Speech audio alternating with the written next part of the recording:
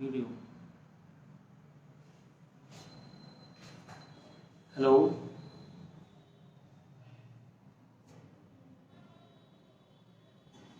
Hello. मेरी आवाज़ आप तक आ रही है?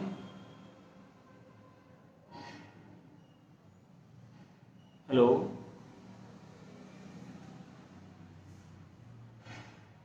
आप सुन पा रहे हैं मुझे?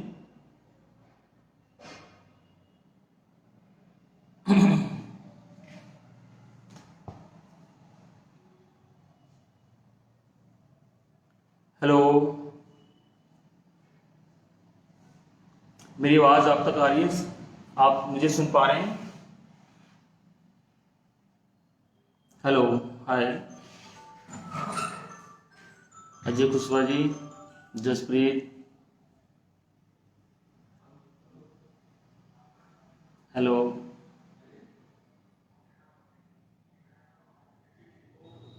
हम्म।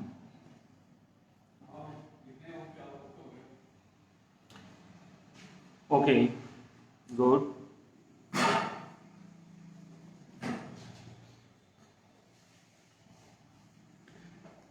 मैं अपनी बात शुरू करने से पहले एक बात ये कहना चाहूँगा कि आर्ट फील्ड में ख़ास तौर पे इंडिया में ऐसे मौके, इस तरह के अवसर या इस तरह के प्लेटफॉर्म बड़े मुश्किल होते हैं, जब जहाँ सभी एक आर्टिस्ट इकट्ठे हो सकें और सभी एक दूसरे का काम देख सकें और एक दूसरे से टेक्निक सीख सकें और उनकी बातें सुन सकें। क्योंकि आर्टिस्ट का एक थॉट, एक थिंक ये भी होती है कि उसकी जो बनाई हुई आर्ट है उसकी कीमत से ज़्यादा उसकी आर्ट के बारे में, उसकी प्रशंसा में के बारे में तालियां कितनी हैं। और इस तरह का ये प्लेटफॉर्म जो हमें अब मिला है, मैं समझता हूँ कि हम बहुत सौभाग्यशाली हैं। सभी आर्टिस्ट इस पर मैं सुन रहा हूँ, बड़े अच्छे अच्छे आर्टिस्ट हैं और बड़े नामचीन आर्टिस्ट हैं जिनका बड़ा नाम है फील्ड में, उनको भी मैं सुन रहा हूँ। और ये एक मौका मिला है, ये एक चांस मिला है मुझे उनको सुनने का, जिनसे मैं मिल नहीं पा रहा था, उनको मैं सुन पा रहा हूँ लाइव। तो मेरे लिए एक बड़ी एक खुशनसीबी की बात है। और ये जो, जैसा मैं अपने आप में गर्व महसूस कर रहा हूँ, इसका जो श्रेय जो जाता है वो पेनास एनजीओ को जाता है। और इसके राजकुमार बिष्ट जी हैं, उनको मैं थैंक्स बोलना चाहता हूँ। प्रतिभा जी हैं, उन्हें मैं थैंक्स बोलना चाहता हूँ इस बात के लिए कि मैं यहाँ आया और अपने आप को एक्सप्रेस कर पा रहा हूँ, बता पा रहा हूँ। ये मेरे लिए एक बड़ी सौभाग्य की बात है। और पेनास एनजीओ की पूरी टीम को मैं थैंक्स बोलता हूँ तहे दिल से। तो ये हम सभी कलाकारों के लिए एक बड़ी ही महत्वपूर्ण बात है, क्योंकि इस तरह के अवसर हमें आसानी से नहीं मिलते हैं। क्योंकि कलाकार की पेंटिंग को तो खरीदना तो सभी चाहते हैं, लेकिन उसे सुनना कोई नहीं चाहता, ये एक बात है। तो कलाकार को अच्छा लगता है जब उसकी आर्ट के बारे में, उसकी पेंटिंग के बारे में, उसके बारे में सुना जाए, उसे कोई सुने, तो उसे बहुत इस बात की खुशी होती है। और ये जो खुशी दी है ये पेनास एनजीओ ने सभी आर्टिस्टों को दी है, सभी कलाकारों को दी है। इसके लिए मैं फिर से तहे दिल से धन्यवाद करता हूँ। और उन सभी कलाकारों का, जो सीनियर आर्टिस्ट हैं उनका, जो जूनियर हैं उनको मेरा थैंक्स, जो मुझे अपना समय निकाल कर सुन रहे हैं और अपना टाइम निकाल कर वो यहाँ आए। तो उनके लिए बहुत बहुत धन्यवाद, बहुत बहुत थैंक यू।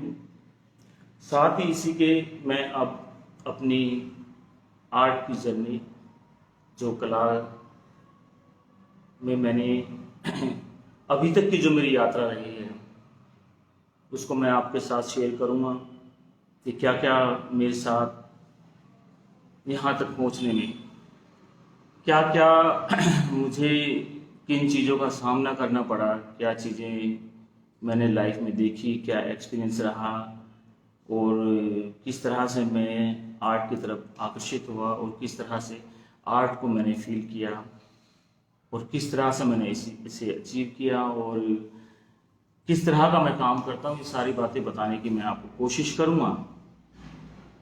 मेरी ये कोशिश रहेगी कि मैं वो सब बातें आपसे शेयर कर सकूँ और कोशिश ये रहेगी कि इस तरह की बातें मैं आपको या कमिंग जो आर्टिस्ट हैं उनके लिए कुछ ऐसी बात बता पाऊँ जो उन्हें उनके लिए हेल्पफुल हो। तो इसी बात के साथ मैं शुरू करता हूँ कि किस तरह से स्टार्ट हुआ मेरा आर्ट का कैरियर और किस तरह से मैं आर्ट की तरफ आया।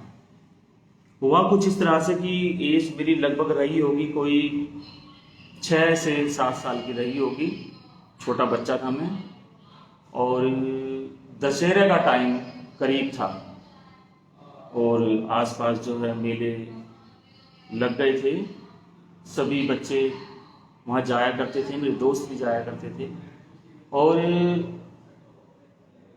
जैसे ही दशहरे का दिन करीब आया मैं और मेरे फादर मुझे ले गए दशहरा दिखाने के लिए और हम जहाँ रहते थे वहीं पास में रानी बाग था। रानी बाग एक उस जगह का नाम है जहाँ पर ये दशहरा का प्रोग्राम था।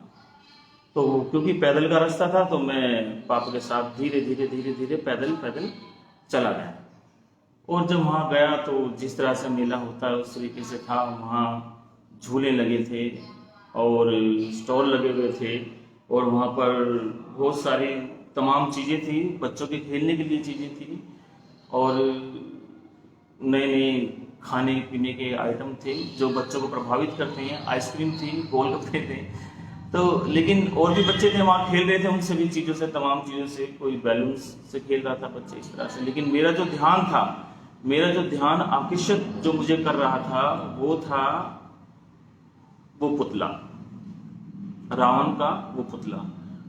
हाइट इतनी ज़्यादा मुझे लग रही थी उसकी, मैं देख के इतना हैरान था। मैं सोच रहा था कि ये किस तरह से बना होगा, किस तरह से बना होगा, किस तरह से बनाया होगा, कौन वो लोग होंगे। ये तो मुझे खैर मालूम ही नहीं था कि कौन लोग होंगे, पर मैं इस बात से हैरान था। छोटे बच्चे का दिमाग इतना नहीं होता, बस मैं यही सोच रहा था कि किस तरह से बना होगा। मैंने अपने फादर से पूछा कि पापा ये किस तरह से बना है। पापा ने बताया कि बेटा मटेरियल होते हैं कागज पेपर और इस तरीके से ये बनाते हैं। और मैंने कहा पापा कौन बनाते हैं, तो उन्होंने कहा बेटा बनाते हैं, लोग बनाते हैं इसे। मैंने लोग कौन पापा बताइए। तो पापा ने एक ही आंसर दिया, एक बात ऐसी बोली जो मुझे घर कर गई मेरे दिल में और आज मैं उसी के बदौलत यहाँ पेंटिंग आर्ट करता हूँ। पापा बोले कि बेटा इसे जो है ना कलाकार बनाते हैं,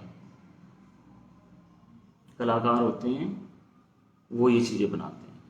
मैंने कहा कलाकार होते हैं, वो क्या होते हैं? तो पापा बोले बेटा वो इस तरह की चीज़ें बनाते हैं जिस तरह से आप देख रहे हैं, और वो कुछ भी कर सकते हैं, कुछ भी बना सकते हैं, बड़ी बड़ी पेंटिंग करते हैं, ड्राइंग करते हैं, और ये देखिए इस तरीके से बनाते हैं। बस वही एक बात थी जो मेरे दिल दिमाग के अंदर घर कर गई और मैं ये सोचने लगा कि जो कलाकार है वो कुछ भी कर सकता है, वो कुछ भी बना सकता है, कुछ भी बड़ी चीज़ें बना सकता है, बड़े से बड़ा काम कर सकता है। तो ये एक जो छोटा बच्चा है वो मेरे जो दिमाग में था और मैं एक बच्चा ही था, वो सोच रहा था लगातार। अब सोचता रहा और वो रावण दहन हो गया, सारी बातें हो गई और मैं और पापा घर आ गए। घर आने के बाद मैं सो गया, लेकिन वही बात सोचता रहा। सुबह उठा, स्कूल गया, स्कूल से जब मैं वापस आया, आते के साथ ही सबसे पहले मैंने वो दशहरे का चित्र बनाया अपनी ड्राइंग फाइल में। अब ड्राइंग फाइल में जब मैंने वो दशहरे का चित्र बनाया, जिस तरह से मैं बच्चा था तो जिस तरीके से बना, वो ड्राइंग जो उस पुतले की थी वो मेरे दिमाग में, मेरे जहन में इस तरीके से बैठ गई थी कि जैसे कोई डायग्राम है, वो इस तरह से मेरे माइंड में सेट हो गया और मैंने बनाया। और मेरा फिर रोज़ यही काम था कि मैं स्कूल जाता और स्कूल से आने के बाद ये काम करता, फिर स्कूल में भी करने लगा। और टीचर्स जो थे वो कहने लगे कि भाई आपका जो है ना पढ़ाई से ध्यान नहीं है। पेरेंट्स को भी कई बार कहा कि पढ़ता तो है नहीं है, और ये बात सही थी। फिर पढ़ाई से ध्यान तो हट ही गया लगभग, और ड्राइंग करने लगा। और फिर मैंने उसके कुछ हफ्तों बाद ही एक कार्डबोर्ड का एक छोटा सा पुतला बनाया और वो घर के सामने रख के जिस तरीके से मैंने देखा था उस तरीके से उसको फायर से जला दिया। अब मैं घर के आंगन में ये रोज़ काम करने लगा। मुझे तो खेल मिल गया था खेलने के लिए, तो ये इस तरीके से काम करने लगा। और देखिए एक इस तरह से करते करते करते करते करते करते फिर मैं 7th-8th क्लास में तक ही आया था। और आप यकीन मानिएगा कि 7th-8th क्लास में बच्चे की एज कितनी होती है, तब मैंने एक 40 फुट का पुतला मैंने रावण का बनाया। क्योंकि हर साल मैं ये काम करता था, हर साल मेरी ये आदत बन चुकी थी दशहरे की ड्राइंग करना और ये पुतला बनाना। और जब मैंने ये 40 फुट का पुतला बनाया, मैंने ये जो बनाया था ये अपने घर की छत पे बनाया था। और जबकि ये किसी को मालूम नहीं था, किसी को पता नहीं था इस बात का, फैमिली को भी नहीं पता था। मैं कुछ पेपर लाकर कुछ करके और न्यूज़पेपर पेस्ट करके और लई बनाकर, जिस तरीके से उस टाइम तो यूट्यूब भी नहीं हुआ करते थे कि उसमें से ढूंढ लें, कुछ देख लें, कर लें। मैं सर्च किया करता था, किसी से पूछ के ये काम किया करता था। और वो बात बिल्कुल सही है कि आवश्यकता आविष्कार की जननी होती है। तो मैं ये सारी चीज़ें पूछा करता था। और 7th-8th क्लास तक मैंने ये सर्च कर लिया था कि किस तरह से ये इस पुतले को बनाते हैं। तो उस तरीके से मैं बैम्बूज लेकर आया, कुछ मैंने चीज़ें ऐसी इकट्ठी की जिससे कि मैं उन चीज़ों को जोड़कर उनसे किस किस तरीके से बनाऊंगा। तो ये एक बहुत बड़ा मेरे जीवन में एक रोल है कि मैं किस तरीके से, मेरे आर्ट जो है वो मुझ में किस तरीके से आई। लेकिन यहाँ एक समस्या ये थी कि मेरी फैमिली में कोई भी आर्ट लाइन से नहीं है और मेरा जो बैकग्राउंड है वो आर्ट लाइन से नहीं है। और मीन्स मतलब कि आर्ट कोई करता नहीं है, आर्ट के बारे में कोई कुछ जानता नहीं है। मेरी जो फैमिली है वो स्पोर्ट्स को प्रेफर करते हैं। और मेरे फादर की भी बचपन से यही, मेरे बचपन से ये इच्छा रही थी कि मेरे 2 बेटे हैं तो उसमें से एक जो बेटा है वो फोर्स में जाना चाहिए, एक मेरा बेटा जो है वो आर्मी में जरूर होना चाहिए और वो स्पोर्ट्स करे और आर्मी में उसकी भर्ती हो और वो देश की सेवा करे। तो अब ये इसीलिए मैं ये कहूँगा कि मेरी जो आर्ट की यात्रा है वो बड़ी, क्या कहेंगे कि मुश्किलों से भरी रही है। अब पापा चाहते हैं कि मैं आर्मी में जाऊं और लेकिन मैं चाहता हूं कि पेंटिंग करूं। बड़ी समस्या है इस बात की कि करें तो करें क्या। पापा की बात हम टाल नहीं सकते। हम आज भी अपने पिताजी के सामने या मम्मी के सामने कुछ बोलते नहीं हैं। जो पापा ने कह दिया वो ठीक है। तो जब मैं आर्ट में पेंटिंग कर ही रहा था और एक दिन पापा जो है स्कूल आए और मेरे पीटीआई से मिले। मैं जब 8th क्लास में था तो मेरे फिजिकल टीचर से मुलाकात हुई और उनसे कहा कि आपके स्कूल में रेसलिंग होती है क्या। मेरे पिताजी एक्चुअली में बहुत अच्छे रेसलर रहे हैं, स्टेट लेवल पे उन्होंने अपने टाइम में बड़ा अच्छा नाम कमाया है। और हमारे मतलब दादाजी भी और हमारी फैमिली में सभी रेसलर ही थे। लेकिन पेंटर कोई नहीं है, सब रेसलर ही थे। और ये बड़ी समस्या हो गई थी कि अब क्या करें। पापा ने बोला कि तुम्हें रेसलिंग करनी, क्योंकि पापा ये चाहते थे कि वो रेसलिंग करूँगा तो कद-काठी ठीक होगी और फिर फोर्स में तो जाना ही है। उनके माइंड और जहन में यही बातें थी। अब हमारे फिजिकल टीचर्स थे मिस्टर नारंग, उन्होंने बताया कि हाँ हमारे स्कूल से रेसलिंग में जाते हैं बच्चे और फलां तारीख को आप आइएगा, वहाँ देखिएगा लाइव। तो मुझे वो लेकर गए, मैं 8th क्लास में था, मुझे पता है इस बात का। तो वहाँ लेकर गए तो वहाँ 2 बच्चे हमारे स्कूल से फाइट कर रहे थे। तो पापा ने कहा कि बड़ा अच्छा फाइट कर रहे हैं और ये अब हमारे स्कूल के ही थे, अपने स्कूल के। उन्होंने कहा नहीं, हमारे स्कूल में तो एक भी बच्चा रेसलर नहीं है और ये तो मैं कहीं से ला के अपने स्कूल के नाम से करा रहा हूँ। ओहो, ठीक है। पापा बोले कि ठीक है, अब आपके स्कूल में एक रेसलर का नाम लिख लीजिए। उन्होंने मेरा करा दिया, 1 साल मेरी तैयारी कराई, बड़ा अच्छे प्रिपरेशन कराई। तब से और 10th क्लास तक जोन इंटर जोन में मेरे मेडल आते रहे स्कूल से और स्कूल में मेरा नाम हो गया। और लेकिन ठीक है, मैं रेसलिंग करता रहा। और जब मैं 10th क्लास में आया तो 10th क्लास में आने के बाद मैंने स्टेट में गोल्ड मेडल लिया रेसलिंग में और मेरा नेशनल के लिए सिलेक्शन हुआ। नेशनल के लिए सिलेक्शन होने के बाद मुझे तैयारी करनी थी, मैंने बड़े मन से तैयारी की। लेकिन ये जो कंपटीशन था स्टेट लेवल का, मैंने जोन फाइट किया, फिर इंटर जोन, फिर उसके बाद मैंने स्टेट लेवल छत्रसाल स्टेडियम में किया।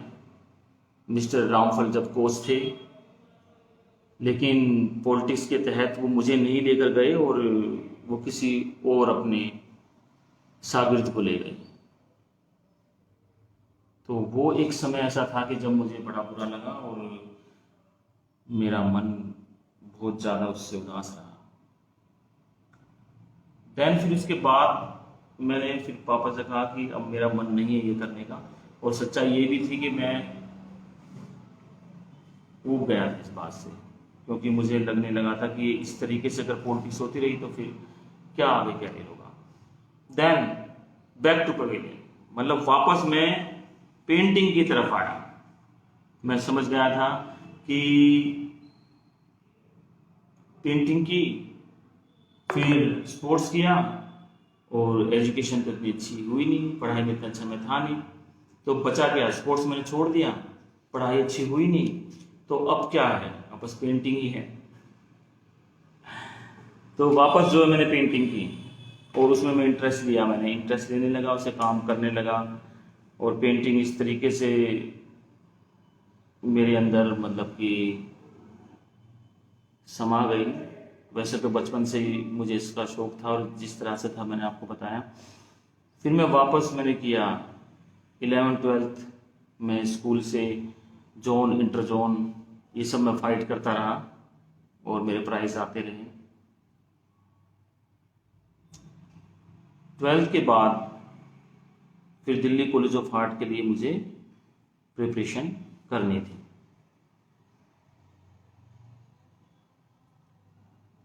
अब जहन में बातें दो थी, पेंटिंग भी करता था, रेसलिंग भी करता था। वो रेसलिंग वाली बात छोड़ भी सकती थी लेकिन जा नहीं रही थी, और पेंटिंग जो थी वो सही से आ नहीं रही थी कि अभ्यास नहीं था। देखिए हर चीज़ अभ्यास मांगती है। तो फिर मैंने अपने आप को थोड़ा सा माइंड को सेट किया और इसकी मैंने प्रिपरेशन की। जहाँ मेरा रेजिडेंस था, जहाँ हम रहते थे, वहीं मेरे एक मित्र थे। अब वो मेरे मित्र हैं लेकिन पहले वो एक बड़े भाई जैसे थे और मेरे एक गुरु जैसे थे, मिस्टर मोहन गोडवाल जी। मोहन गोडवाल जी हमारे सीनियर थे, दिल्ली कॉलेज ऑफ आर्ट से उन्होंने पास आउट किया था और आज वो ऊंचाइयों की, अपने बुलंदी की ऊंचाइयों पर हैं। दिलेर मेहंदी के साथ वो काम कर रहे हैं, उनके डिज़ाइन लगभग सारे वही करते हैं, उनके प्रोग्राम के डिज़ाइन वही करते हैं। मोहन गोडवाल जी डिज़ाइनिंग के नाम में मार्केट में उनका अच्छा नाम है, डिज़ाइनिंग की दुनिया में एक अच्छा उन्होंने नाम कमाया है। तो उन्होंने मुझे समझाया, बताया कि किस तरीके से कॉलेज ऑफ आर्ट के लिए तैयारी होती है, किस तरीके से आप ये सब कर सकते हैं। तो मैंने प्रिपरेशन की, तैयारी की, उनका साथ रहा, बहुत सारी बातें रही, और मेरा फर्स्ट टाइम में ही दिल्ली कॉलेज ऑफ आर्ट में एडमिशन हो गया। मेरा रैंक 9th था और बड़ा अच्छा लगा। और एक छोटी सी बात यहाँ कहना चाहूँगा, जब मेरा दिल्ली कॉलेज ऑफ आर्ट के लिए मैं अपना देखने गया, लिस्ट में मैंने नाम देखा अपना, तो मेरा जब नाम था 9th, 9वां नंबर था मेरा रैंक वाइज। तो क्या था, जैसे कि मैंने बताया कि स्पोर्ट्स करते थे और स्पोर्ट्स छोड़ बेशक दिया था, लेकिन स्पोर्ट्स जा नहीं रहा था, अंदर वही था। और जिम्नास्टिक क्या करता था उस टाइम, जो बैक जंप में की मेरी बड़ी अच्छी प्रैक्टिस थी। तो जैसे मैंने अपना रिजल्ट देखा और मुझे इतनी खुशी हुई, और मैंने एकदम से निकल के बैक जंप कॉलेज में लगाई, तो सभी मुझे देख रहे थे कि ये सर्कस से कौन आ गया। लेकिन तभी मेरा एक सीनियर था और उन्होंने मुझे बुलाया, नाम तो मुझे मालूम नहीं है उनका। उन्होंने कहा कि बेटा कहाँ से, सीनियर थे तो बेटे कह के उन्होंने बुलाया। तो मैंने कहा मेरा लिस्ट में नाम आ गया तो मुझे अच्छा लगा। कह रहा हाँ ठीक है, वेरी गुड, मेहनत करना। और आपको मालूम है कि यहाँ किन के एडमिशन होते हैं, किस लोगों के एडमिशन होते हैं, और आर्ट किन लोगों को कुदरत देती है, ये पता है? मैं तो बच्चा था, मैं क्या बोलता। मैंने कहा नहीं। कहा कि आर्ट कुदरत उन्हें देती है, कला उन्हें देती है जिनकी किस्मत सोने की कलम से लिखी होती है। तो इसीलिए मेहनत करो, कैरियर जरूर बनेगा। अब उस समय तो ये बातें समझ में नहीं आई कि ये क्या कह रहे हैं, लेकिन आज समझ में आती है कि आर्ट सच में ही वो चीज़ है जो आम लोगों को नहीं मिला करती है। फील करता हूँ मैं, आज महसूस करता हूँ मैं बहुत सौभाग्यशाली हूँ कि मुझे कुदरत ने एक आर्ट दी है, कला दी है, और मैं इसके साथ जीता हूँ, महसूस करता हूँ लाइफ को। और आर्ट जो है, क्रिएटिविटी तो इंसान के अंदर पैदा करती है, सोचने समझने की शक्ति पैदा करती है, और उसमें एनर्जी भर देती है, और उसे जिंदा दिल रखती है। इस बात में कोई शक नहीं है। ये तमाम बातें एक आर्टिस्ट के साथ होती है अगर वो कलाकार है। तो अब सफ़र स्टार्ट हो गया कॉलेज ऑफ आर्ट का। मैंने जो है कॉलेज ऑफ आर्ट में बहुत सारी वहाँ पर बातें हैं, बहुत सारी 4 साल का जब मैंने कोर्स किया वहाँ पर, तो 4 साल के अंदर बड़े बड़े एक्सपीरियंस रहे, बड़े अच्छे अच्छे लोगों से मिला मैं। और क्योंकि मैं बड़ा उसमें था कि ये क्या, मतलब जैसे कि मैं रेसलिंग करता था तो मेरे कान जो है ये रेसलिंग में टूट गया था। तो मैं बड़ा महसूस करता था इस बात को कि ये कैसे हो गया। मैं अपने फादर को भी बोलता था कि ये देखो मेरा कान ऐसा हो गया, और वहाँ तो इस तरह के बच्चे हैं। तो पापा कहते थे बेटा ये तो सर्टिफिकेट है आपका रेसलिंग का, जैसे आप कॉलेज से बाहर निकलेंगे तब आपको एक सर्टिफिकेट मिलेगा ना कॉलेज ऑफ आर्ट का, ऐसे ही आपका सर्टिफिकेट है।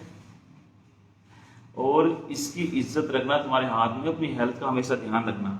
तो उस वजह से आज भी मैं सुबह मॉर्निंग में रनिंग करता हूँ, और जितना मुझसे होता है अपनी एक्सरसाइज करता हूँ। और सभी आर्टिस्ट को मेरा ये कहना है कि वो हेल्थ पे ज़रूर ध्यान दें, क्योंकि अगर हेल्थ अच्छी होगी तो दिमाग अच्छा होगा, दिमाग अच्छा होगा तो आर्ट के लिए जो आपको क्रिएटिविटी है वो और जो है आपको ऊर्जा देगी। ये अपने आप में एक बात है। तो तमाम चीज़ें रही 4 साल के अंदर, बहुत सारी बातें हैं, बहुत सारे एक्सपीरियंस हैं, बहुत सारे कॉमेडी रही हैं लाइफ में मेरे। अब वो सारी शेयर करूँगा तो उसके लिए वक्त जो है थोड़ा कम रहेगा, लेकिन फिर भी मैं कोशिश करता हूँ कि जल्दी जल्दी जो है सभी टॉपिक्स पे बात करूँ और आपको वो सारी बातें पहुँचा सकूँ।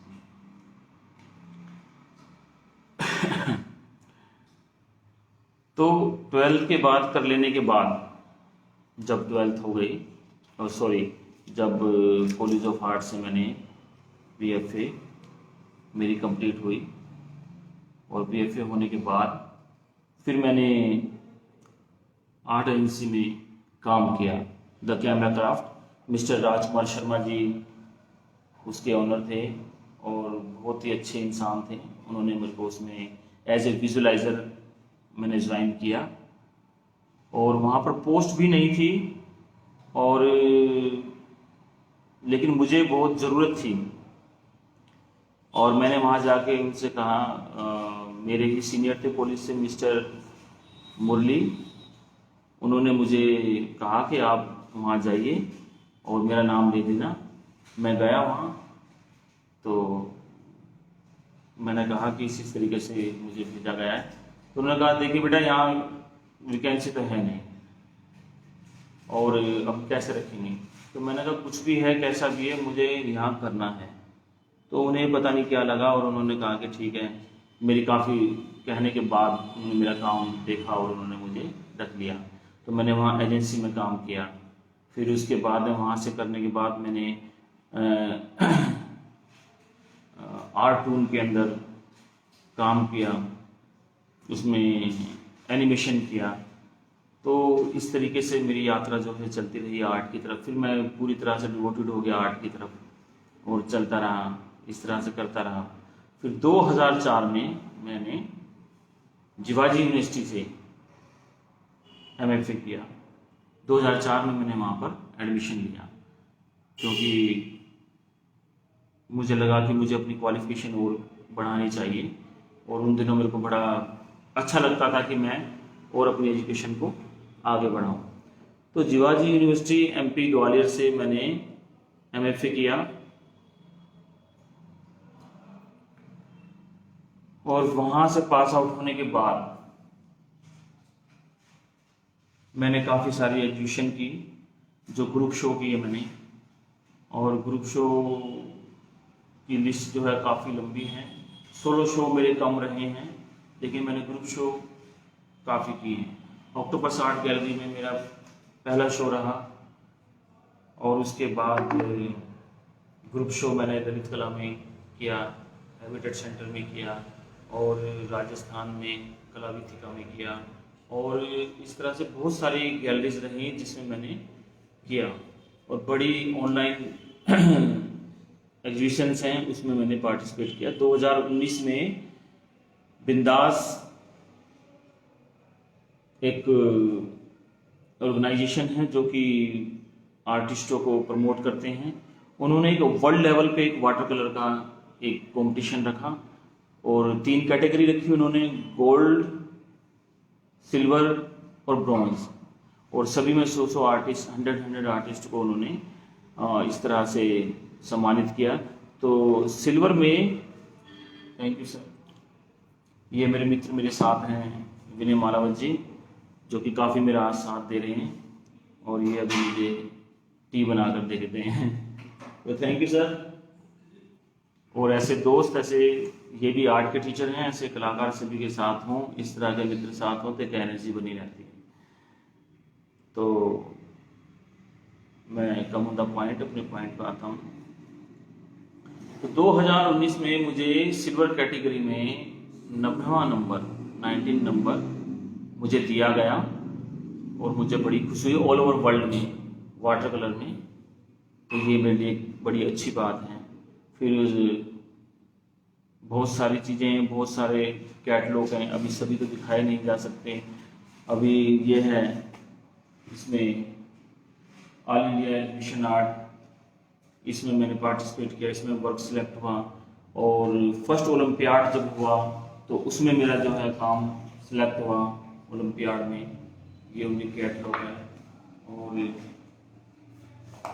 इसमें मेरा वर्क, और इधर ये सर्टिफिकेट। इस तरह से बहुत सारे कैटलॉग्स हैं, और बहुत सारी, जब कोई कलाकार काम करता है और अपने काम को जस्टिस करता है, मतलब न्याय करता है अपने काम के साथ, तो फिर वो बहुत सारे एग्जीबिशन भी करता है, बहुत सारे काम भी करता है। वो तो उसकी जो लिस्ट है वो बहुत लंबी हो जाती है। तो उस बारे में तो एक मोटी मोटी सी बात ही मैं आपको बताना चाहता हूँ, क्योंकि अगर वही सारी चीज़ें मैं आपको बताने लगा तो बड़ा मुश्किल होगा और टाइम भी जो है तब तक इतना नहीं रहेगा।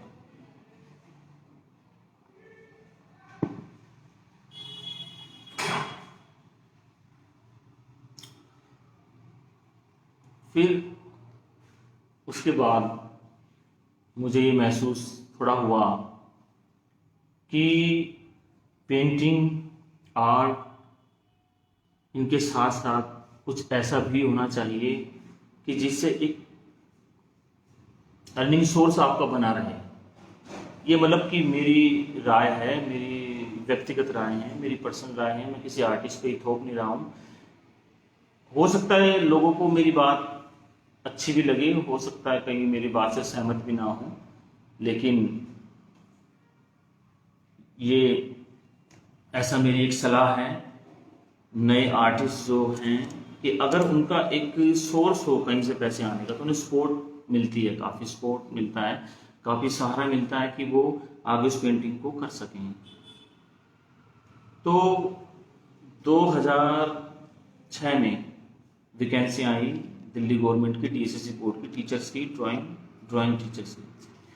तो उसमें मैंने अप्लाई किया और एक साल मैंने तैयारी की उसकी, और तैयारी करने के बाद 2007 में मैंने ज्वाइन किया, मेरा सिलेक्शन हुआ और उसमें मेरा जो रैंक था वो 11वां रैंक था, 11।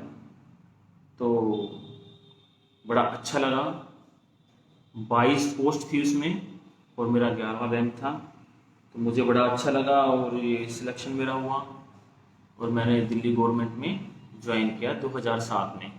2007 में ज्वाइन करने के बाद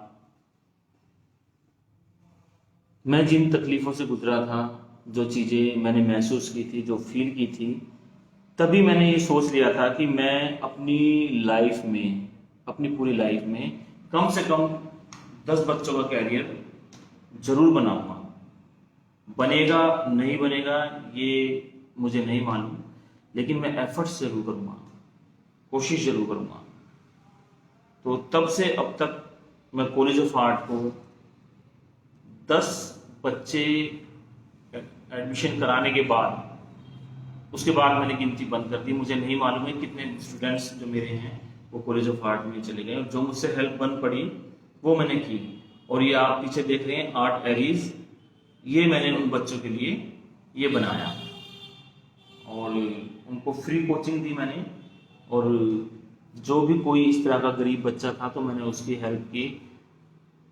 और क्योंकि मेरी अंदर से आत्मा थी, क्योंकि मैं बहुत सारी परेशानियों और बहुत सारी तकलीफों से निकला था, तो मैं ये समझ पा रहा था कि किस तरह से उन बच्चों का दर्द होता है कि जो वो चाहते हैं कुछ करना, लेकिन प्रॉब्लम और समस्या ये रहती है कि उनको फाइनेंशियल प्रॉब्लम होती है, उनको समझाने वाला, गाइड करने वाला कोई नहीं होता।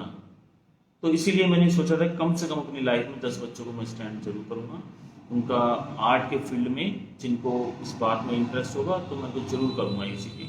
तो मैंने ये 2011 में मैंने ये स्टूडियो, जिसको मैंने अपना स्टूडियो बनाया है, ये स्टूडियो मैंने लिया।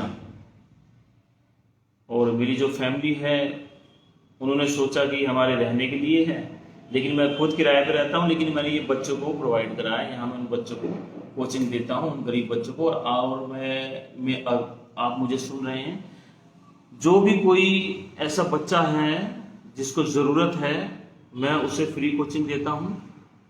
ये पीछे मेरा आर्ट एरीज का आप देख रहे हैं, ये मेरे कोचिंग कह सकते हैं आप, ये मेरा नाम है मेरे कोचिंग का। और ये गरीब बच्चों के लिए बिल्कुल फ्री है, आर्ट में इनको बिल्कुल फ्री कराता हूँ। और मेरा 10 बच्चों का सपना था, लेकिन अब मेरा ये शौक बन गया कि उनके साथ जो है, हाँ, और जो लोग फीस दे सकते हैं उनसे मैं फीस भी लेता हूँ, लेकिन गरीब बच्चों से, गवर्नमेंट स्कूल के बच्चों से मैं फीस नहीं लेता। तो कोई भी मुझे अप्रोच कर सकता है इस बात के लिए कि किसी के पास कोई इस तरीके से करना चाहे तो जितना मुझसे हो सकेगा मैं उतना सपोर्ट उसे करूँगा। और मेरी ये इच्छा भी रहती है कि ऐसे बच्चे को मैं प्रमोट करूं, आगे बढ़ाऊं। अब मैं वो देखो, बच्चों की जो मन की जो दशा होती है, क्योंकि मैं आर्ट टीचर हूँ और मैं ये कहूँगा, एक आर्ट टीचर के होने के नाते भी और एक ड्राइंग टीचर होने के नाते भी ये कहूँगा कि जो बच्चा है उसका जो मनोविज्ञान है उसको समझना बहुत ज़रूरी है। मेरे पास ऐसी मेरे स्कूल की बहुत सारी स्टोरीज हैं, बहुत सारी कहानियाँ हैं जिनको मैं अगर अब सुनाऊंगा तो वो एक लंबा समय हो जाएगा, जिससे कि मैंने उन्हें सिर्फ आर्ट से ही और बात से ही इतना उत्साहित किया और वो आज अच्छे अपने मुकाम पर हैं। एक बिल्कुल छोटा सा एग्जाम्पल है कि एक 6th क्लास का बच्चा, ऐसा कोई टीचर नहीं था क्लास में जो वो आए तो उसकी पिटाई ना हो, कोई काम करता नहीं था। और मैंने जब ज्वाइन किया स्कूल में तो मैं नया नया था, जैसे मैं स्कूल में गया तो क्लास की जो मॉनिटर थी उसने मुझे बताया कि सर ये जो बैठा है ना पीछे सूरज, ये बहुत ज़्यादा जो है अपसेट करता है क्लास को और सबसे पिटता है। मैंने उसकी एक्टिविटीज़ देखी और मैंने कहा चलो कोई बात नहीं बेटा, ऐसा क्यों करता है ये, मैं देखूंगा। जब नेक्स्ट डे जब मैं क्लास में आया तो मैंने उसे उसके नाम से बुलाया और मैंने कहा बेटा मैंने सुना आप पेंटिंग बड़ी अच्छी करते हैं। वो बड़ा हैरान था इस बात से कि मैं तो पेंटिंग करता भी नहीं हूँ और ये ऐसा कैसे कह रहे हैं। जब मैंने उससे कहा कि बेटे आप बड़ी अच्छी पेंटिंग करते हैं, तो ये कैसे आपने सीखी, कहाँ से? उसने बड़ी कोशिश की ये बात बोलने की कि मैं पेंटिंग नहीं करता, लेकिन मैं उसे मौका नहीं दिया इस बात का बोलने का। तो उसने ये कहा कि हाँ मैं करता हूँ सर। तो और मैंने कहा भी ड्राइंग बुक लाइए। अब जैसे ही उसने बना रखी थी उसने दिखाई तो मैंने कहा अरे वाह वाह वाह क्या बात है, बड़ा अच्छा किया आपने, तो बड़ा अच्छा किया है, बस इसको थोड़ा वेल मेंटेन करो। और मैंने कहा बड़े अच्छा आप करते हैं और मुझे कल दिखाना, मैं आपको क्लास का मॉनिटर बना दूं। अब ये उसके लिए एक सपने जैसी बात थी, वो तो कभी सोचता भी नहीं था कि क्या मुझे मॉनिटर भी बना दें सर, तो मेरे को इस तरीके से कोई कहेगा या मेरे इस तरीके से कहेगा। आप ये देखिए उस बच्चे में इतने बदलाव थे, 1 महीने के अंदर उस बच्चे ने ड्राइंग करता था, क्लास में मिलता था, क्लास में बैठता था और जब मैं जाता था तो बिल्कुल वो इस तरीके से रहता था कि सर किसी तरीके से मुझे देख लें और मेरे आर्ट के बारे में मुझसे बात करें। तो देखिए इतने बदलाव आते हैं। और ये हमारे जो बात हैं, हम जिस तरीके से बच्चों से करते हैं बातें, हमें बड़ा ध्यान रखना चाहिए इस बात का। मैं थोड़ा सा ये कहूँगा जरूर, क्योंकि यहाँ 2 बातें सामने आई। जब मैंने उसे इस तरह से कहा तो उसमें एक अलग तरह का बदलाव था, और जब मैंने इनसे कहा कि बेटा तुम करते जाओ, तुम एक दिन बहुत बड़े आदमी बनोगे, तो उस बच्चे ने ये कहा कि सर मैं तो कुछ बन ही नहीं सकता। मैंने कहा बेटा ऐसा क्यों कह रहे हैं आप? कह रहे क्योंकि मम्मी कहती है कि तू इस तरीके के गलत काम करता, हरकतें करता, शरारत करता, तो जिंदगी में कभी कुछ नहीं बन सकता। तो वो ये बात कहते हुए बच्चा उदास था। तो हमें इन बातों का ध्यान रखना चाहिए सभी को, खासतौर पे आर्टिस्ट तो रखते ही हैं और वो बहुत सारी चीज़ें फील करते हैं, महसूस करते हैं, वो क्रिएटिव होते हैं, उनके बारे में तो क्या कह सकते हैं हम। लेकिन टीचर्स जो हैं, टीचर को इस तरीके, क्योंकि मैं टीचर हूँ तो इस तरीके से ये बातें मुझे बोलना, मुझे लगा कि मुझे बोलनी चाहिए। तो ये है बातें। और अब मैं थोड़ा सा आपको आर्ट के बारे में अपना कुछ बातें बहुत सारी हैं, लेकिन क्योंकि आर्टिस्ट हैं उसके पास, कलाकार के पास बात करने के लिए बहुत ज़्यादा होती हैं। जैसा कि मैंने पहले भी बताया, उन्हें बड़ा अच्छा लगता है कि उनके आर्ट के बारे में बात हो, उनकी पेंटिंग के बारे में बात हो, उनके बारे में बात हो, उनमें उन्हें एनर्जी मिलती है और इस तरह की एनर्जी मिलती है कि वो थक नहीं सकते। तो मैं आपको कुछ काम के बारे में अपना बताना चाहता हूँ। देखिए जो मेरा आर्ट वर्क है, जिस तरीके से मैं काम करता हूँ, ये एक तो मैं जो मेरी टेक्निक है, मैं ब्राइट कलर करना पसंद करता हूँ, ब्राइट कलर करता हूँ। और ब्राइट कलर करने के बाद सेकंड नंबर पे क्या है कि मैं फोर्स उसमें डालता हूँ। आप देखेंगे इस तरीके से, ये आपको दिखाई देगा कि बड़ा स्पीड से जैसे काम करते हैं, इस तरह से मैं काम करता हूँ। मेरे ज़्यादातर काम इसी तरह से हैं, इसी तरह से मैं काम करता हूँ। ये बुल है, आप लाइनें देख पा रहे हैं, है ना। तो मेरी जो पेंटिंग्स हैं उसमें जो मैं महसूस करता हूँ, जो फील करता हूँ, एक तो मैं ब्राइट कलर लेता हूँ, और सेकंड नंबर पे मैं उसमें फोर्स, और ये जो फोर्स है ये मेरे स्पोर्ट्स से आई है मेरे अंदर। जब मैं रेसलिंग करता था तो बहुत स्पीड से करता था। ये लोग मेरे बारे में कहा करते थे कि ये बहुत स्पीड से फटाफट डिसीजन लेता है और फटाफट स्पीड से करता है। तो ठीक उसी तरह से मेरी आर्ट के अंदर भी वही चीज़ें हैं, वो स्पीड से उसमें स्ट्रोक्स जो हैं वो सब काम करता हूँ मैं। ये मेरी एक टेक्निक है। और जो मेरा मीडियम है, वो जो मेरी स्पेशलाइजेशन है वो ये है कि मैं एक्रिलिक कलर में करता हूँ। वैसे तो चारकोल में भी और बहुत सारी काम मैं करता हूँ, कार्टून भी करता हूँ, और आर्ट में करने के लिए बहुत कुछ होता है, वो सभी करता हूँ। वाटर कलर भी करता हूँ, सभी चीज़ें करता हूँ, लेकिन मैं सेमी एब्स्ट्रैक्ट को करना पसंद करता हूँ। तो सेमी एब्स्ट्रैक्ट करता हूँ और एक्रिलिक कलर यूज करता हूँ, है ना। और एक बात मैं कमिंग जो आर्टिस्ट है उनको ये कहना चाहूँगा कि जब भी आप पेंटिंग कर रहे हैं तो उसमें एक फ्रेम का भी बड़ा एक रोल होता है कि आप उस पर किस तरह का फ्रेम कर रहे हैं। अभी अलग अलग तरह के फ्रेम होते हैं, बहुत सारी चीज़ें होती हैं। अभी मेरा मन था काफ़ी कि फ्रेम के बारे में, उनकी फ्रेम की जो क्वालिटीज़ हैं और किस तरह से किस पेंटिंग में कौन सा फ्रेम लगना चाहिए, वो सारी मैं चर्चा करूं। अगर मुझे पेनाज एनजीओ ने फिर कभी चांस मौका दिया तो मैं इस बारे में चर्चा करूंगा नेक्स्ट टाइम, क्योंकि अभी समय की नज़ाकत को देखते हुए समय कम है और मेरे पास जो है बात बहुत ज़्यादा है, एक्सपीरियंस बहुत ज़्यादा है। तो फ्रेम का भी एक अपना रोल होता है पेंटिंग में, है ना। तो वो हमें उसको नज़रअंदाज नहीं करना चाहिए, उसे देखना चाहिए कि हम किस तरीके से उसे कर रहे हैं। और जहाँ तक टॉपिक की बात करें कि मेरा पेंटिंग का टॉपिक क्या रहता है या मैं किस तरह के टॉपिक लेता हूँ, तो मेरा ये सोचना है, मेरा ये मानना है कि नेचर से अच्छा कोई टॉपिक नहीं होता। नेचर में तमाम चीज़ें होती हैं, किसी से किसी भी आर्टिस्ट को बनने की जरूरत नहीं है, और वो कोई भी टॉपिक उठा सकता है। एक सीरीज कीजिए, फिर दूसरी सीरीज कीजिए, फिर तीसरी सीरीज कीजिए, तमाम तरह के टॉपिक हैं, और करते करते करते करते आपकी स्पेशलाइजेशन किसी एक चीज़ में हो जाती है। जैसे ही करते करते करते मुझे सेमी एब्स्ट्रैक्ट में करने लगा। तो इसी तरह से मेरा जो टॉपिक है वो नेचर है। नेचर में जितनी भी तमाम चीज़ें हैं वो सारी चीज़ें मैं करता हूँ। कोई भी मुझे जिस वक्त जिस समय जैसा टॉपिक मुझे पसंद होता है, जो चीज़ मुझे प्रभावित कर रही होती है, वो चीज़ मैं करता हूँ। ये एक बात है। और मैं अभी जो है ज़्यादा लंबा समय ना लेते हुए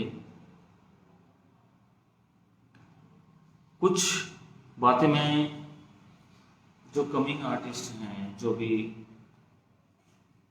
इस फील्ड में आए हैं, आ रहे हैं या आना चाहते हैं, उनके बारे में मैं कुछ कहना चाहूँगा। और वैसे तो ये जो मेरी बात है, जो मैं बोलने जाऊँगा, मैं पहले भी एक बार कह चुका हूँ कि मेरी अपनी व्यक्तिगत राय है। मैं ये किसी पर थोप नहीं रहा हूँ। किसी को पसंद आ भी सकती है, किसी को नहीं भी आ सकती है, तो लेकिन मेरी अपनी राय है। तो मैं ये कहूँगा कमिंग आर्टिस्ट जो हैं और जो आर्टिस्ट बनना चाहते हैं, सबसे पहले तो वो एक बात का ध्यान रखें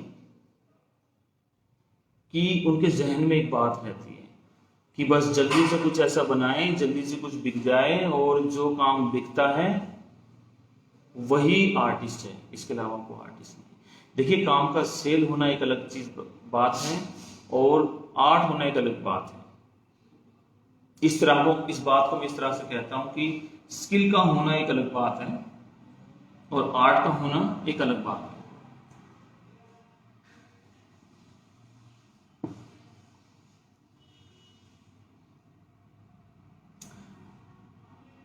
एक मरतबा ऐसा हुआ कि मैंने अपने सीनियर से ये पूछ लिया जब मैं यंग था तो मेरे सीनियर थे, तो मैंने कहा भैया मैं ऐसा क्या बनाऊं, ऐसी क्या पेंटिंग करूं कि तुरंत जो है बिक जाए और वो सेल हो जाए।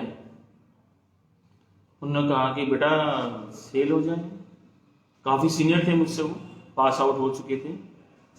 कह रहे ये कैसी बात है। मैंने कहा हाँ, मैं क्या बनाऊं ऐसा कि मैं बनाऊं और वो सेल हो जाए। उन्होंने कुछ सोचा और फिर एकदम से कहा कि दिनेश जी ऐसी चीज तो एक ही है कि दारू के ठेके के बाहर ना आप पकोड़े बनाइए, आप बनाएंगे और तुरंत बिक जाएंगे। तो आप पकोड़े बनाइए और तुरंत बिक जाएंगे। आर्ट ऐसी चीज नहीं है कि आपने अभी बनाई और अभी बिकेगी या क्या होगा क्या नहीं होगा, वो इस तरह की चीज नहीं है। आर्ट फील करने की चीज है, आर्ट महसूस करने की चीज है, आर्ट के साथ जिया जाता है, आर्ट को महसूस किया जाता है। आर्ट वो चीज है, स्किल अलग चीज है, आर्ट अलग चीज है। तब वो बात सुनी थी, लेकिन धीरे धीरे धीरे अब वो बात समझ में आने लगी और मुझे वो बात समझ में आई। आज इस बात को मैं महसूस करता हूँ कि बिल्कुल सही बात थी वो और बिल्कुल सही मैसेज था। आर्ट एक अलग तरह की चीज है। तो सबसे पहले मैं ये कहना चाहूंगा कि जहन से निकाल दें कि आर्ट जो है, जो बिकेगा वही बड़ा आर्टिस्ट है, ऐसा कुछ नहीं। ये मैंने महसूस किया है, मैं महसूस करता हूँ। आर्ट जो है आपके लिए, आपके माइंड की जो टेंशन है उसको रिलीज करती है। आप उसके साथ जीते हैं, अपनी लाइफ को जीते हैं, उसे महसूस करते हैं, उसे फील करते हैं। मैंने एक पेंटिंग बनाई और फिर मैंने एक आर्टिस्ट जो मैं सलाह मशवरा करता हूँ अपने आर्टिस्टों से, तो प्रियेंद्र शुक्ला जी हैं, उनको मैंने दिखाई। उनका बड़ा अच्छा नाम है और फील्ड में बड़े अच्छे उनके जो पेंटिंग्स के दाम हैं और बड़ा अच्छा, वो व्यक्तिगत रूप से भी बड़े अच्छे इंसान हैं। मैं उनसे बड़ा इंस्पायर हूँ। तो मैंने उनसे पूछा कि मेरी पेंटिंग बताइए। उन्होंने कहा कि ठीक है, बड़ा अच्छा है, आप और काम कीजिए और कीजिए और कीजिए। तो मैंने कहा मतलब ऐसा कर दूँ वैसा कर दूँ। उन्होंने मुझसे कहा कि देखिए कैसा कर दीजिए कैसा नहीं कर दीजिए, बात छोड़िए, आप अपने काम को अपनी तरह से कीजिए, क्योंकि आपको इसके साथ जीना है। आप इसके साथ लाइव रहेंगे, इसके साथ जिएंगे, इसको महसूस करेंगे, इसे फील करेंगे। आप किसी कहने पे कुछ मत कीजिए, आप जैसा फील करते हैं आप वैसा कीजिए, बात समझ में आती है। तो इस तरह की बहुत सारी चीजें रही जिंदगी में, जीवन में घटनाएं बहुत रही, हर चीजों से मैं सीखता रहा, हर चीजों से मुझे वो बात रही। तो सबसे पहले तो यही मैं कहूँगा कि जो कमिंग आर्टिस्ट है वो ये ना समझे काम बिकता है वही आर्टिस्ट है, ऐसा कुछ भी नहीं है, ये आपकी अपनी बात है। दूसरा मैं ये कहूँगा कि आर्ट एक बहुत ही गजब की चीज है। ओशो ने एक बात कही थी कि आप लाइफ को समझने की कोशिश मत कीजिए, क्योंकि जीवन को आपने समझने की, जिंदगी को समझने की अगर कोशिश की तो आप जी नहीं पाएंगे। आप उसे जिए, जब आप उसे जीने लगेंगे तो आपको लाइफ समझ में आने लगेगी। तो ठीक मेरा आपसे यही कहना है कि आर्ट कोई किसी को सिखा नहीं सकता, कोई किसी के अंदर डाल नहीं सकता। तो इसे सीखने की जबरदस्ती ना करें, ये करने की चीज है, ये फील करने की चीज है। आप इसे कीजिए, इसे फील कीजिए और इसे करते चले जाइए और फिर आप देखिए आपको इसे समझने की जरूरत नहीं पड़ेगी, ये आपको समझ में आने लगेगी। तो ये मेरा आप लोगों को एक छोटा सा मैसेज है और ये बिल्कुल सही उतरता है मेरे अपने एक्सपीरियंस से, मतलब कि जो मैं फील करता हूँ। तो ये करने की चीज़ें आप ईमानदारी से कीजिए और इसमें मेहनत मांगती हैं चीज़ें। आप आज इसके साथ मेहनत करेंगे तो ये कल आपके साथ आपका जो है ब्राइट डे होगा। देखिए मैं छोटी सी बात ये कहता हूँ कि मैं अगर काम नहीं करता, आज लगातार काम करता आ रहा हूँ, तो प्रतिभा के थ्रू मिसिस प्रतिभा जी हैं, उन्होंने मेरे को कॉल आया कि इस तरीके से इंटरव्यू है आपका, ये इस तरीके डालते हैं, सारी चीज़ें हैं। तो मैंने वो किया। अगर मैं फील्ड में नहीं होता तो मुझे कौन याद करता। मैं जब 12th क्लास में था तो बाल भवन के अंदर जो है आर्ट कॉम्पिटिशन हुआ करते थे, तो उसमें मैं जाया करता था। तो वहीं पर 12th क्लास के बच्चे सभी आया करते थे और वहाँ पर प्रतिभा से भी ये भी वहाँ पर आया करते थे अपने स्कूल से। फिर उसके बाद में वही बच्चे फिर कॉलेज ऑफ आर्ट में मिले, और वही बच्चे वही बड़े हो गए हैं, बड़े आर्टिस्ट हो गए हैं, और बड़ी सोच समझ हो गई हैं, बड़े क्रिएटिव हो गए हैं। तो वही जो फील्ड में है वो उनको याद करते हैं कि आज ये इस तरीके से बातें हैं। तो इसी तरीके से जो है ना, अपने काम में लगातार रहिए। दूसरा मैसेज ये है कि काम में लगातार रहिए। और बाबा भीमराव अम्बेडकर साहब ने एक बात कही थी कि अगर आपको मरने के बाद भी जिंदा रहना है, अगर आपको मरने के बाद भी जिंदा रहना है, तो या तो कुछ लिख जाइए या कुछ ऐसा करके जाइए कि लोग आपको याद करें। तो क्या ऐसा नहीं है कि पेब्लो पिकासो और तमाम जो बड़े बड़े आर्टिस्ट हैं, एम.एफ. हुसैन साहब हैं, तैयब मेहता हैं, और गोगा हैं, और इस तरह के तमाम जो ग्रेट आर्टिस्ट हैं, क्या वो मर गए हैं? मुझे नहीं लगता है। वो आज जिंदा हैं। उनके काम, उनकी पेंटिंग्स आज भी हम देखते हैं तो हम महसूस करते हैं कि वो हमारे बीच में ही हैं। तो दूसरा, बस यही मेरा कहने का सभी से तात्पर्य है, और इसके बाद मैं अपनी बात को विराम दूंगा।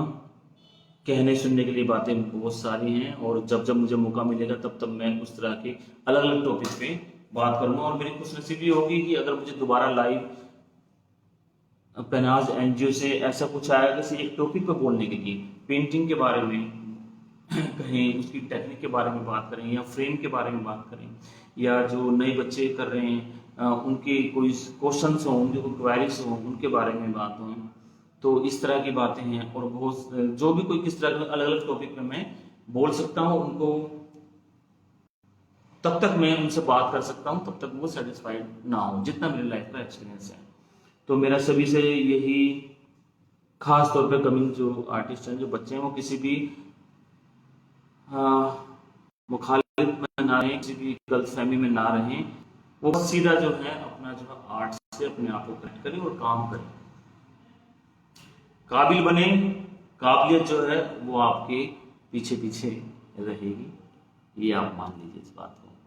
तो फिर से मैं सभी का धन्यवाद करता हूँ, जितने भी लोग इतने जुड़े, और मुझे बड़ी खुशी है इतने लोग मुझे सुन रहे हैं। इन सभी का मैं तहे दिल से धन्यवाद करता हूँ। और बहुत सारे लोग ऐसे भी हैं जो जिन्हें मैं जानता नहीं था। बड़े सारे क्वेश्चन थे, पर लेकिन मैं अभी उनका जवाब देना बड़ा मुश्किल था, लेकिन कोशिश करूँगा मैं उन्हें इन सारी चीज़ों की बातें बताने के लिए। और फिर से प्रतिभा जी, राजकुमार बिष्ट जी और पूरी टीम का मैं धन्यवाद करता हूँ। और थैंक यू, जो मुझे इस काबिल आप लोगों ने समझा और मुझे याद किया, और मैं यहाँ आके बड़ा खुश हूँ, बड़ा हैप्पी हूँ। थैंक यू, धन्यवाद।